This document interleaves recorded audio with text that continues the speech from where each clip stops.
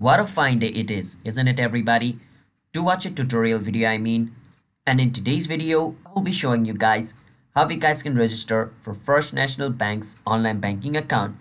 Now before I show you the steps, if you guys are new to our channel app tutorial, then don't forget to hit the like and subscribe with notification on, and let's move forward. First step, search for First National Bank online login. Click on the first link over here. It'll take you to this website. Over here, click on versus login.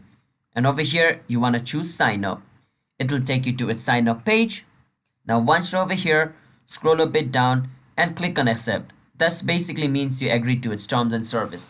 Then fill out this form like your last name and the 4 digit of your SSN number, and enter your date of birth over here just like this. And then enter your account number over here and choose the type of bank account you have.